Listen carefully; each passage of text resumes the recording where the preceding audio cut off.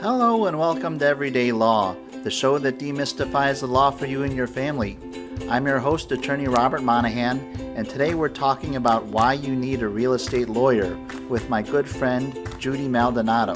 Thanks for joining us and welcome to the show. Hello and welcome to Everyday Law.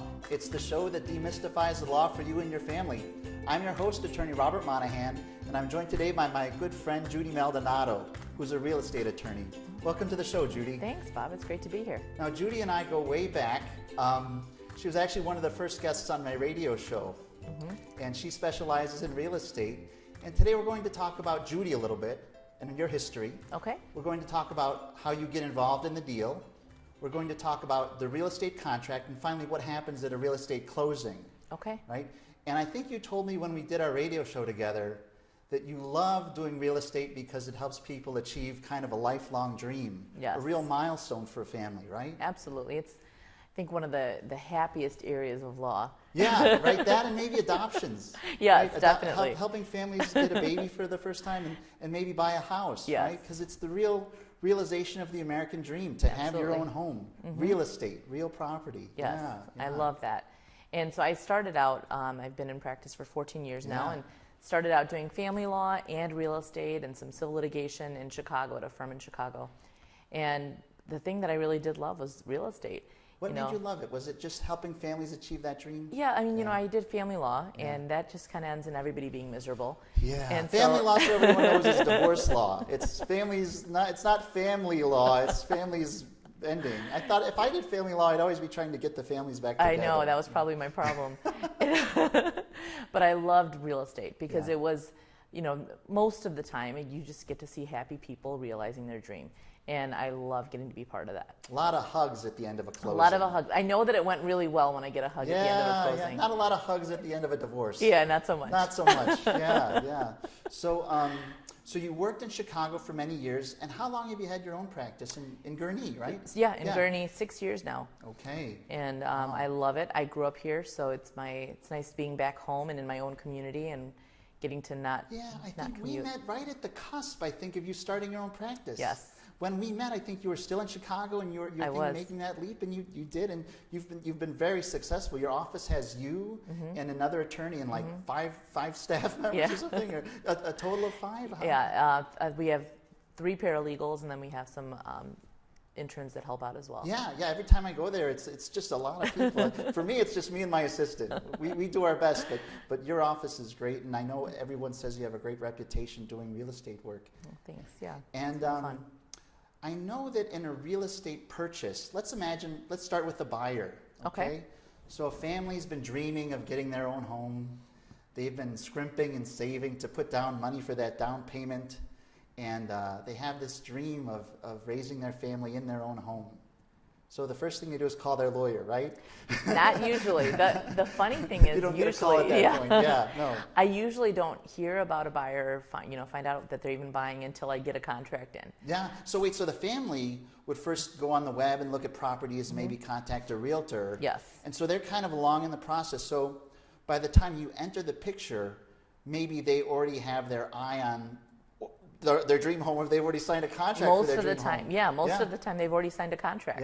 And they're sending me the contract. And so, it's a very different way of practicing law. Usually when you're an attorney, you start out by, them wanting to sign a contract and coming to you, but this is very different. What does this mean, right? But before that even happens, you're presented with the contract. Yes. Yeah. And so does it ever happen that they come to see you before signing? Very rarely. Very rarely, right? Yeah, very rarely, especially in this area. Okay. So we use very standard form contracts, or the 6.1 contract, and so the most people will let them know your attorney does have time to review it. So even if you sign it, it's okay because they can make changes. Okay, so when the family sees their dream house, they want to buy their dream house, does the buyer's realtor usually prepare that contract and then they sign it? Okay. Yes. Okay. And so it's almost always the buyer makes an offer to the seller. So whoever's on the buyer's side through that contract. Okay.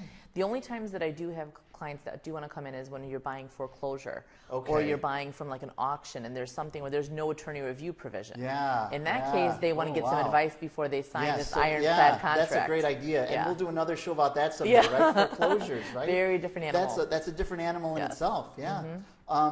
So when the contract is presented by the buyer to the seller, has earnest money already changed hands before you come into the deal? Sometimes it Okay. depends. So it depends on the way that the listing agent requires it. So it's the seller's agent. They may say, earnest Okay. money due at the time you tender the contract. Okay. Most of the time that's the case. Yeah. Because the contract isn't considered binding at all until you've had earnest I'm really money. glad you're here, because I bet a lot of families are probably really nervous About handing this over- deal, right? Yeah. Like, they have a realtor, and they get comfortable with their realtor as they go through this. The Yes. realtor takes them from house to house to house, so they get comfortable with the realtor, but then they have to actually ante up money Yeah. without a lawyer and without really probably understanding the contract and everything they're getting into. Yes.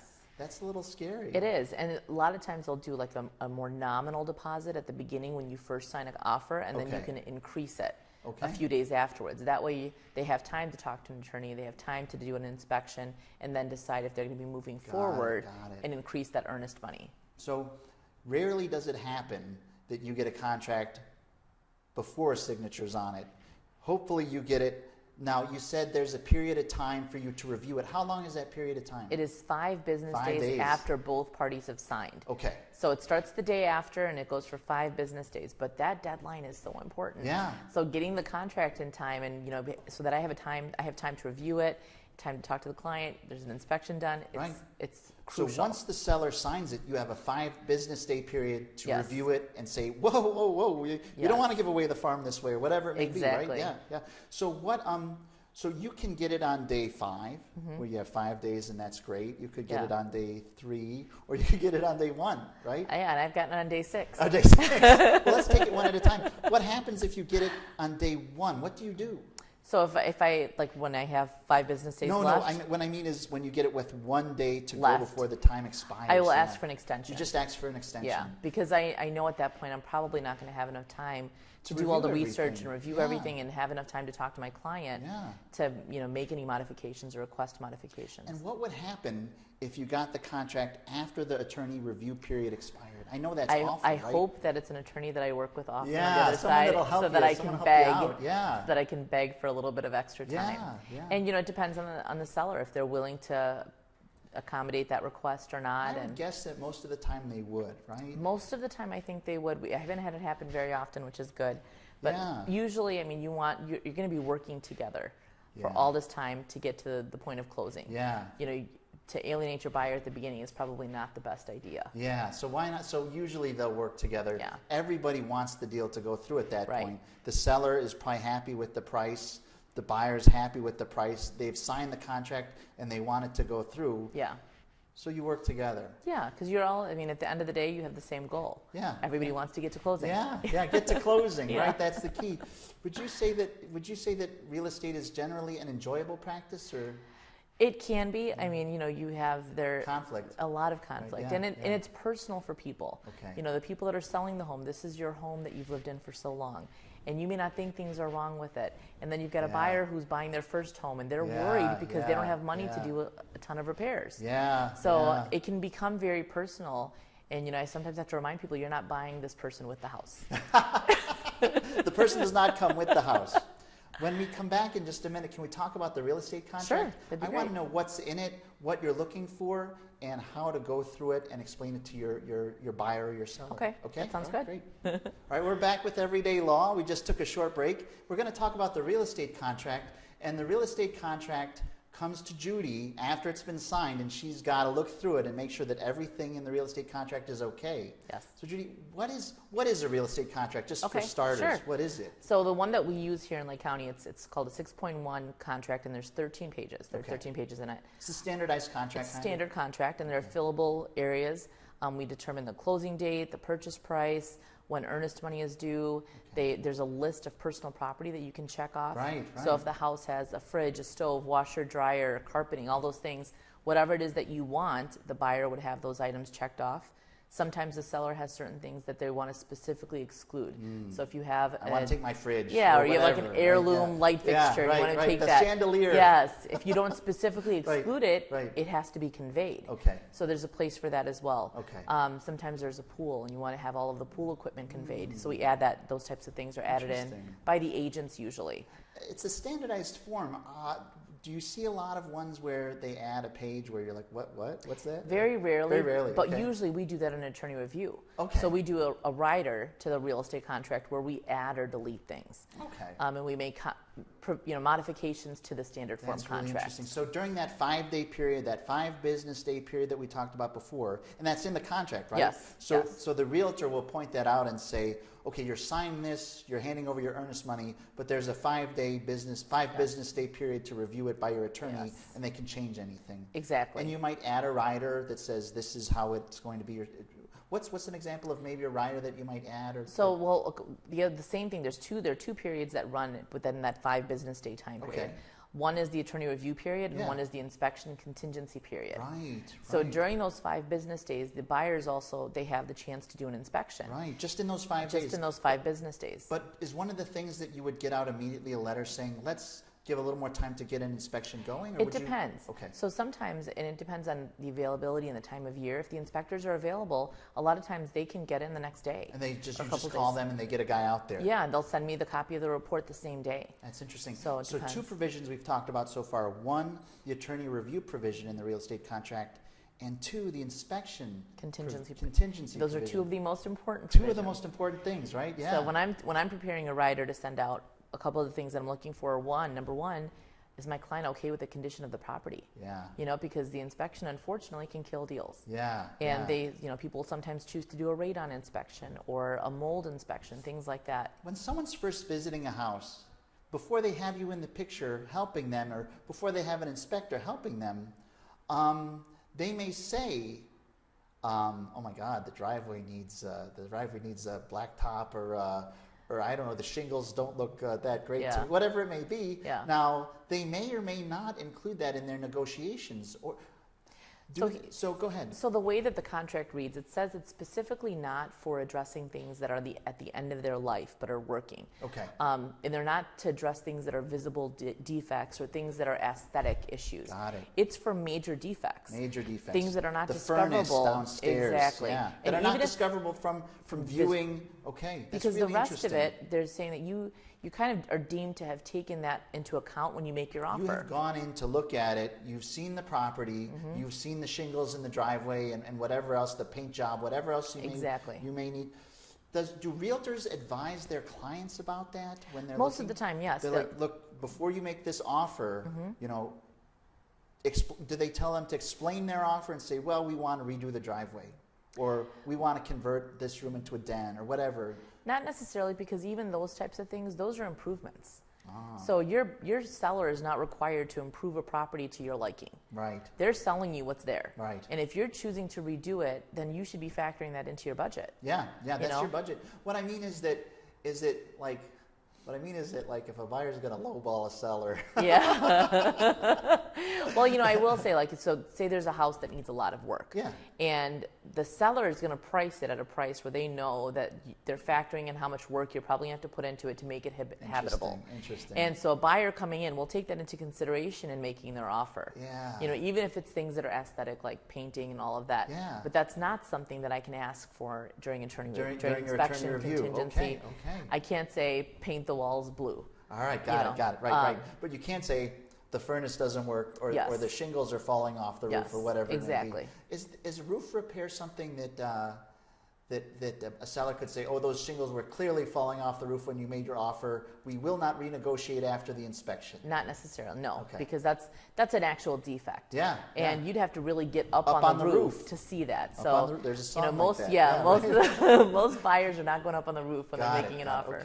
Okay. Now I know you love to talk about taxes. We talked about the they're so fun. taxes. So are there tax provisions in the real estate There contract? are. Okay. Let's so talk about them then. In Illinois, taxes are paid in arrears. Right. So this year we're paying last year's taxes.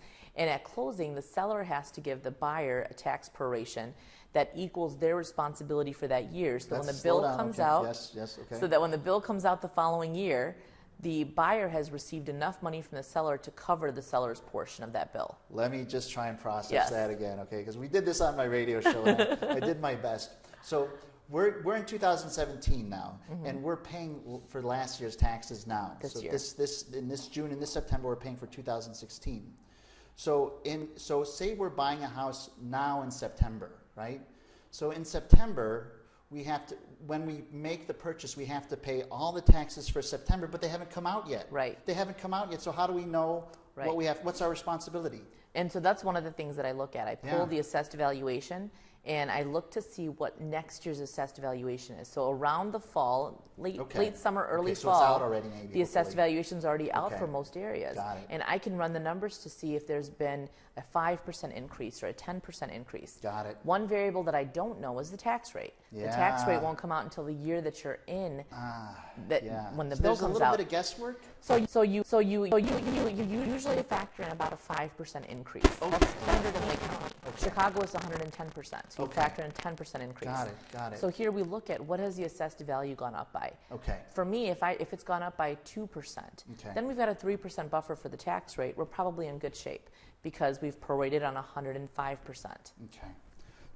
If you're wrong and they find out later you were wrong, like say you budgeted that 5% and instead the tax rate goes up 3%, it's too late. It's a done. wash. It's done. final. You're done, Yes. right? You're done. It is final. So is that something that's negotiated ever between attorneys where they're not maybe that issue but other tax issues? So sometimes we do reparation agreements. I actually had one today where we did a reparation agreement. Right. Because my client had appealed the taxes, but the appeal has not been completed.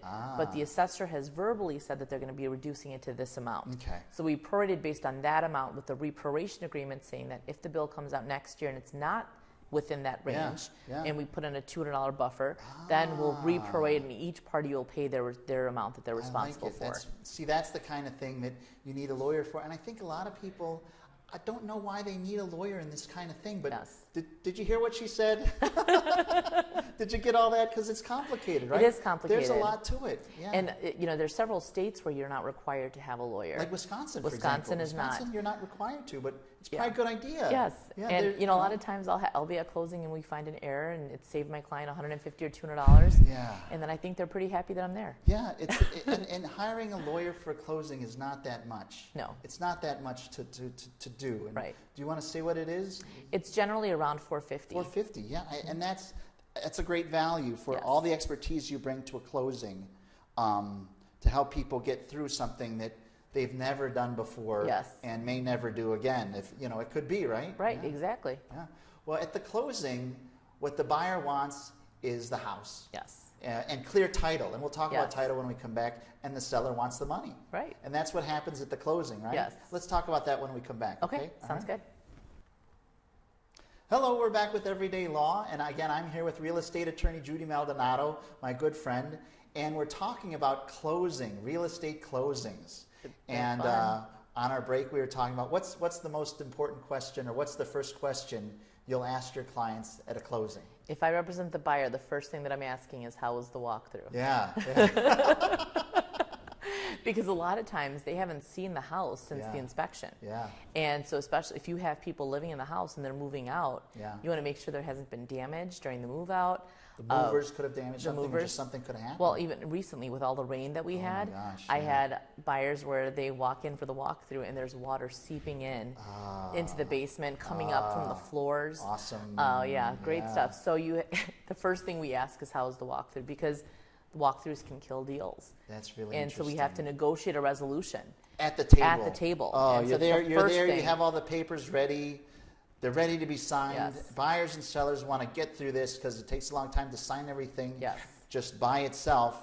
And then you have the issue of, oh my gosh, there was water seeping through your windows when I was in the basement, and it was a finished basement, then it's ruined, and what are we going to do about that? And even things like, the house is supposed to be delivered in broom clean condition. Yeah. I've had clients go over and they're like, well, they're still living there. Everything is still in the house. There are eggs rolling around in the fridge, or there's garbage on the curb, and there's like the big tube TVs on the curb. Well, garbage is not going to come pick that up. No. So just resolving those issues first. That's really interesting, yeah. Can be tricky. Yeah. So it is the first question that I ask, kind of while holding my breath. Yeah. And if you're representing the seller, you're like, Don't ask about the walkthrough. And then what happens at a closing? Who needs to be there at the closing? Who are the players? Okay, so typically you'll always have both attorneys. Yeah. And the buyers. The buyers will be there. The buyers will be there, but sellers usually pre-sign with their attorney. So they don't have to be at the closing. They have very little to sign. Yeah. They have to sign. What do they have to sign? The deed? They have to sign the deed, affidavit of title, bill of sale, ALTA statements for extended coverage. They sign some tax documents. Okay. So they sign all of that before closing with their attorney. And then that way they don't have to sit. The seller's excused. Yes. Yeah, they don't have to be there. They don't have there. to sit and watch the buyer sign a rather lengthy closing package. And if there was any animosity, they don't have to be there together. That's another reason that we don't have generally. Sometimes there's some hard feelings, and even someone got the better of the deal. Yes. Yeah, and it's all clear by the time it's closing, it's all clear who got the better of the deal. So to avoid any awkward transactions during the closing, the sellers usually pre-sign. Nice. Okay. And so it's just the buyers, and then usually the agents will come, the real estate agents, because they're kind of happy, right? They're happy. They're happy to see the deal come through. They've worked with both parties for months, probably. Right. Unless they're very lucky, they've worked with the buyers showing house after house, and sellers when sellers clean their homes and get it ready for the walk, for the visits or whatever. Yes, exactly. So it can be a little tense, and especially if there are walkthrough issues and the seller feels that they left it in perfect condition and the buyer says it was filthy. Better to keep them separated. Better to keep them separate. Okay. So the buyer comes in, the buyer's agents are there, the attorneys are there. Is the title agent there? Yes. Well, usually we close at a title company. Yeah, okay. So that we have a closer, and the closer is, if you have a cash deal, the closer just has all the documents, you sign everything, the money has been wired to the title company, and then they handle disbursements. Okay. If there's a lender involved, the closer acts as the intermediary between the buyer and the lender, and they're getting everything signed, making sure that everything is done the way the lender wants it, so that they can send it to the lender to get funding authorization. Okay. And what the title company?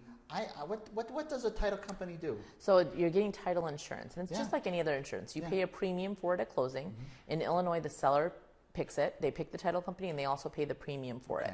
But that insurance is to make sure that you have clean title going forward. And that's what the buyer wants. Yes. Just so everyone knows what we're talking about. When you buy property, when people think I'm buying a house, but what you're really doing is buying clear title. Right. Yeah. So you're making sure that the seller has the right to sell the property to you. Yeah. Has there been a clear chain that they didn't get it from somebody else that forged a deed? Right. Has there been a clear chain?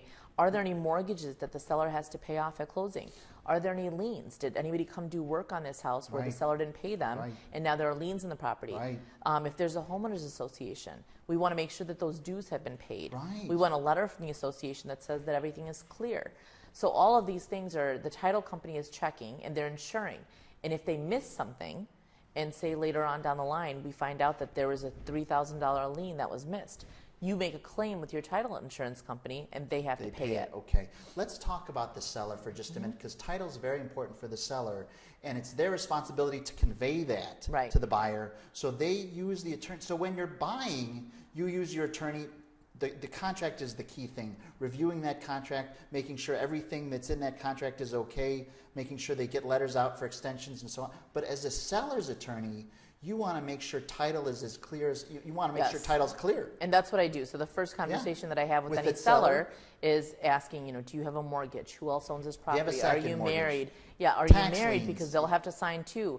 Are there any outstanding liens? Are there any judgments against you? Is there an association? Right. Is the property on well and septic? Is it on city sewer and water? All of these things. Any laborers, any work done on the house where there might be mechanics lien on the house. Who knows what, right? So you're checking with all of these things. And that's just a conversation with the seller. That's a conversation.